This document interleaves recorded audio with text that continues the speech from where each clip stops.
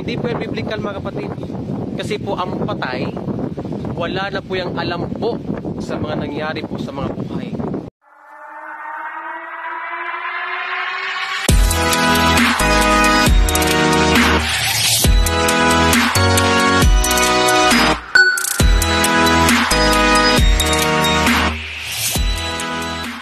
Ang mga patay, wala na kuno'y kahibalo sa mga nahitabo sa mga buhi.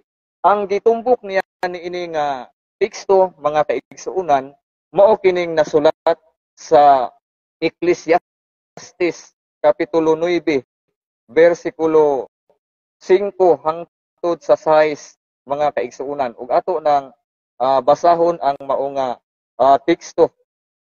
Mao kini ang atong mabasa, mga kaigsuunan.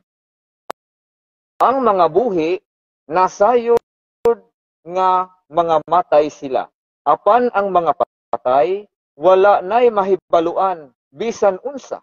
Wala na sila'y mapaabot nga ganti. Kalimtan na sila sa hingpit. Natapos uban kanila ang tanan nilang gugma, kasilag o kaibog. Dili na sila makaapil sa kalihukan ni ining kalibutana.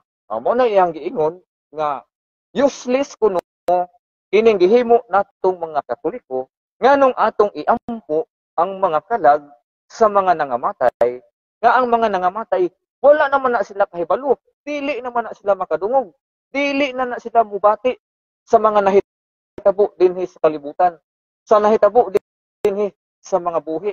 Nganong inyo pa man ginang iampo nga di na sila kadungog, useless ang inyong pag-ampo.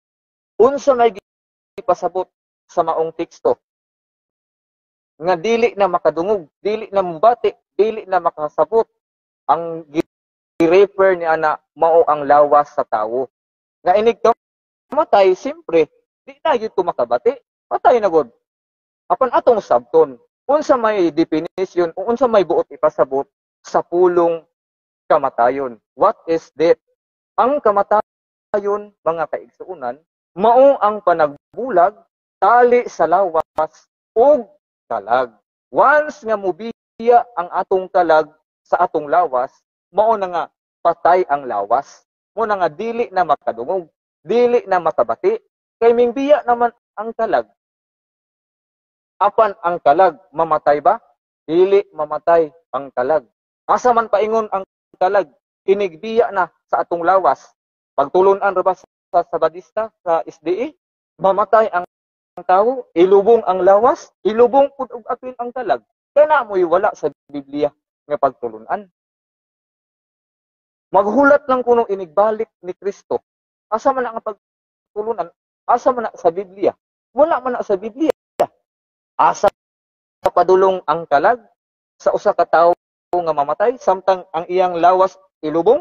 Iapil ba og lubong ang iyang kalag? Dili. Ato gihapon basahon dinhi sa Biblia, mga kaigsuunan. Sa maura gihapon nga libro sa Ecclesiastes lang gihapon. Kapitulo 12, versikulo 7. Mao ni ang atong mabasa, mga kaigsuunan. Unya mupauli sa abog ang atong lawas ug ang atong espiritu mupauli sa Dios nga maoy naghatag niini kanato. Ang sa giingon, unya mupauli sa abog ang atong lawas ug ang atong espiritu mupauli sa Dios nga maoy naghatag niini kanato. Mao na nga inig kamatay di ay sa tawo, ang atong lawas ilubong, apan ang atong kalag o espiritu, kay ang spirit, ang atong kalag mao man kana ang espirituhanon nga bahin sa tawo. Muna nga ang lawas ray ilubong, dili mo apil og lubong ang espiritu o ang kalag. Nya kanang pagtulunan sa SDA nga inig kamatay ilubong ang lawas, iapil pud og lubong ang kalag. Murag iro, murag hayop. Kana nga pagtulunan mao dili biblical. Apan ang pagtulunan sa simbahang Katoliko nagsubay gayud sa Biblia. Nganong kinahanglan man, Brad, nga iampo pa ang nangamatay tungod kay wala ta nasayod nga inig kamatay nato makasulod ba ta dito sa langit mo na nga kung atong basahon diha sa Gipadayag kapitulo 21 bersikulo 27 nag-ingon diha nga walay makasulod saging harian sa langit bisan diutay pudlit sa sala.